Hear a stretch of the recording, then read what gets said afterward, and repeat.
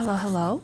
Welcome to a new little video. This is going to be a kind of walkthrough, chatty, draw with me video. We're going to be working on a phone wallpaper.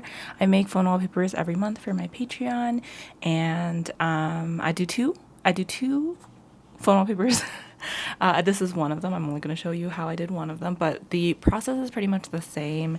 I do kind of a similar process for every illustration that I make. It just like I'll add layers of complexity if it's a more involved illustration. This one in particular wasn't super involved, but we do a little bit of experimenting, and I think it turned out really cute, and I'm really happy with it. I'm really happy with both of the phone wallpapers I made for my Patreon this month. So if you would like to support my work, you can find these really cute goodies over on my Patreon. This is what you will receive in the mail this month if you sign up to a goodie bag tier. And these are the phone wallpapers for this month. And you also get 5 years of backlogged content. So there's lots and lots of phone wallpapers and digital goodies and stuff like that for you to look through. So without further ado, let's pass you on over to voiceover Cece, and let's get into it. Hello, it is voiceover Cece here. Welcome to a little draw with me session. So I always start out every illustration with a sketch, as you might imagine. I am a big reference image user, so I spend a lot of time searching for reference images. As you can see, I gave up on my first idea and I looked for a different reference image to draw off of. I find that reference images are really helpful because they not only help you determine shape and figure out, how something would look in real life without having to make it up in your head, but it also helps with figuring out lighting and colors later on. Even if you don't use the same colors as the ones in your reference image, I tend to kind of use a reference image and sketch pretty similar to the reference, and then I will play with the colors and do my own thing when it comes to actually filling everything in and adding my little character elements and stuff like that. So in this situation, I found a photo of a fruit salad. I think I just found like a Pinterest recipe type of situation, and based my illustration off of that because the July goodie bag is cute fruit themed. So I figured a fruit salad, fruit bowl would be a cute concept for a phone wallpaper. This one was filled with peaches and cherries and blueberries, and I thought it looked really cute and had some basil, I think, so it had like a little pop of green. So I tend to look for images that have like a good variety of color, if that makes sense. And then I added a little spoon that was not in the reference image, and I also decided to add a couple little balls of dragon fruit, just because I really love dragon fruit and I thought that it would add some nice contrast. As you can see in the sketch, it's kind of really hard to see what things are because they're all just little wedge shapes or circle shapes, but that's okay. Once we start adding in the color, it'll be a lot more obvious. I'm not super worried about the sketch phase. I just want to make sure I have all the elements kind of depicted. And then we start coloring. So I use a marker brush, because I don't really like it when my brushes have transparency. I find that really stresses me out because then I have to think a lot about how my brushes are layering. So I use a opaque brush, and this is a marker brush.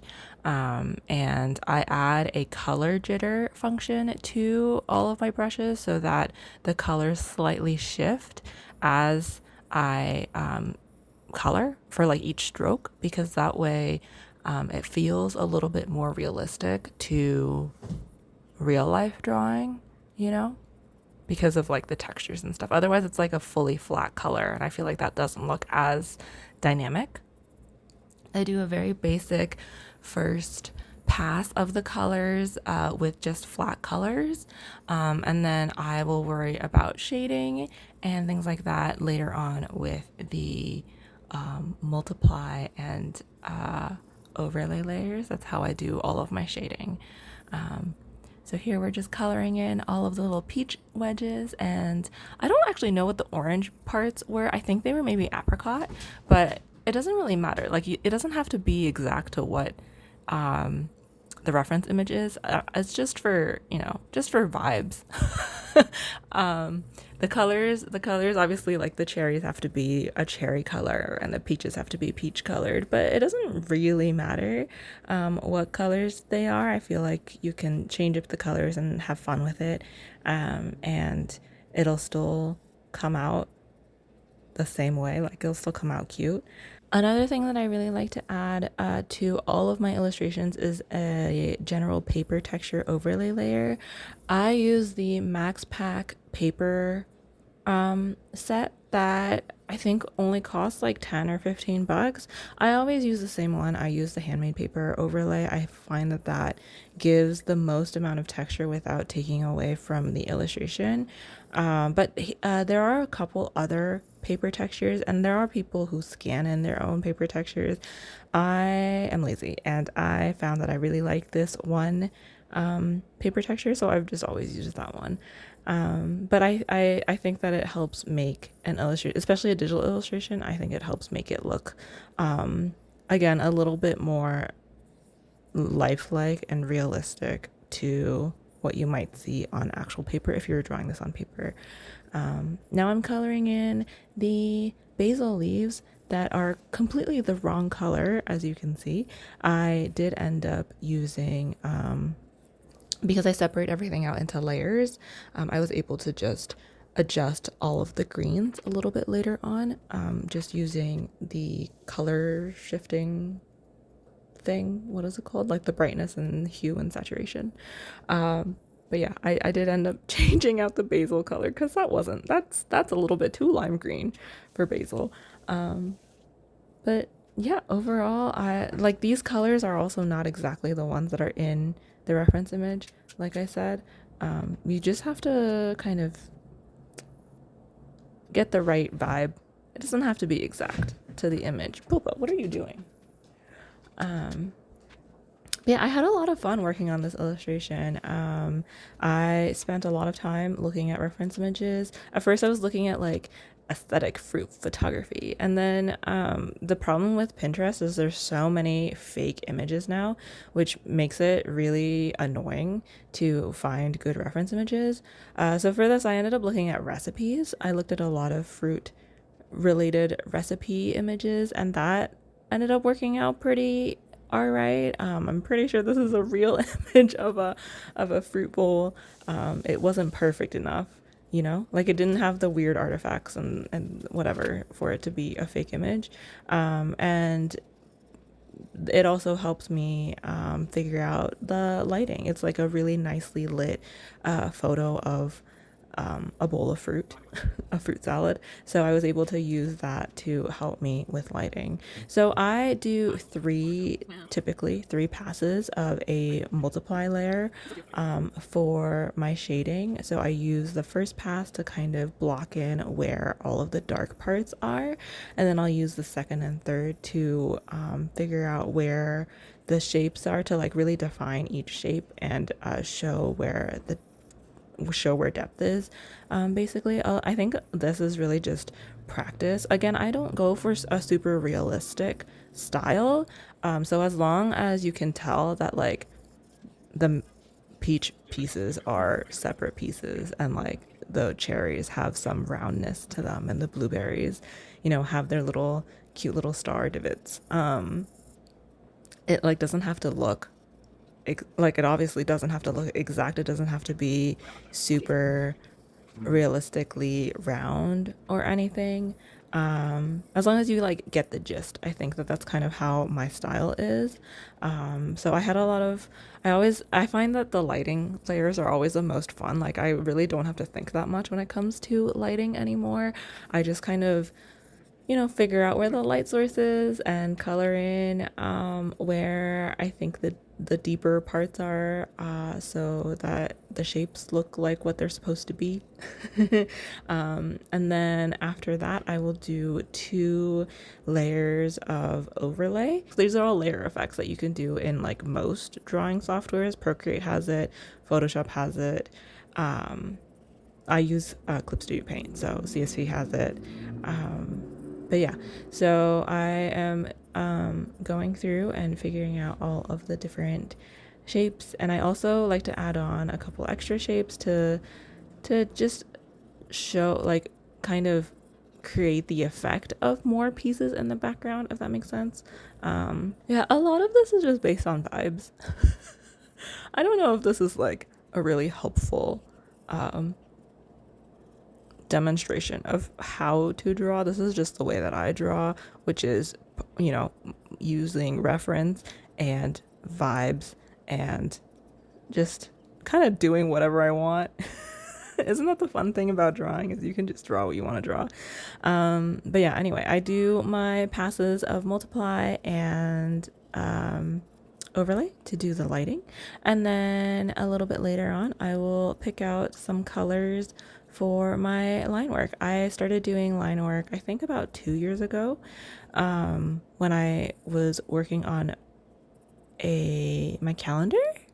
When I was working on a print, I started doing line art just to like kind of add a little bit of zhuzh to my illustration, because I felt like some of the components of the drawing kind of get lost if you only do the multiply overlay layers, especially the way that I like to do it. So I started using a little bit of line art, and I've not really gone back since.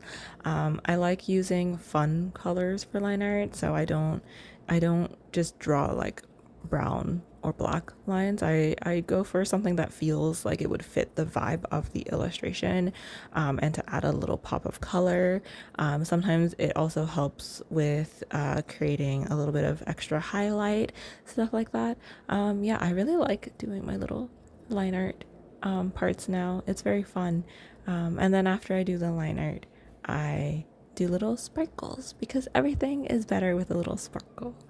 But yeah, that's really the process for how I do most illustrations. I will sometimes add like a couple washes of extra color to deepen some parts or to lighten some parts if it's a more complicated illustration. For a phone wallpaper, I try to make them relatively simple for myself. This illustration took me, I think, about 2.5 hours, and then the second phone wallpaper also took about 2.5 hours.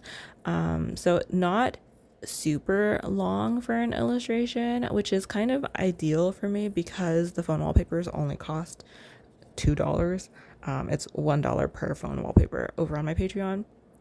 So I try to tell myself not to spend too much time on them, because I have to generate so many of them. I make 2 a month, and they're only $2. So I want them to I don't want to spend like 3 days on them, And I think that I've gotten really efficient with the way that I draw, so that I can just make things really quickly. But yeah, one of the things that I started experimenting with in this drawing specifically is some people have rake brushes, which is where the brush has like multiple thin lines. It kind of creates this really fun cross-hatching effect if you use it that way. And it just adds, again, a little bit more texture. So I did try doing that a little bit in this illustration, just to kind of add a little bit of texture and to make it not look so smooth, because I find that with the multiply and overlay layers, it tends to look a little bit too smooth, too digital. So I've been playing around with that to try and add a little bit more life and texture into the drawing. You'll also see me kind of turn on and off my line art layers over and over again to see what difference it's made, because sometimes I get so into it that I like forget what the difference is. So yeah. Yeah, overall, I really like this piece. I really love both of my phone wallpapers that I made this month. I think they both turned out really, really cute and I'm really proud of them. So if you would like, I hope you go and check out my Patreon. Apart from these phone wallpapers, even if you just sign up to the $2 tier, you will get so many years of backlog content, 5 years of backlog content. I started doing phone wallpapers, I think, last year or 2 years ago. So there's a good amount of phone wallpapers there for you to go and check out. And there are some bangers, if I do say so myself. I think this past April I did a really cute lotus pond one. I love a lotus pond. Anyway, yeah, I hope you liked watching me draw this little phone wallpaper and yap so much about my drawing process. I don't really know what else to say about my drawing process. It's really not that complicated. I feel like anyone could do it. So, yeah, thank you for watching. I am going to be in LA helping my bestie at her booth at AX, so Anime Expo. Her booth is I-34. Come and say hi to me and to her. And I'm also going to be working on some craft projects. I have a knitting project and a crochet project. I'm very excited about them. I love you all so much. Thank you for being part of my cozy little space on the internet. I will see you next week. Bye, friends.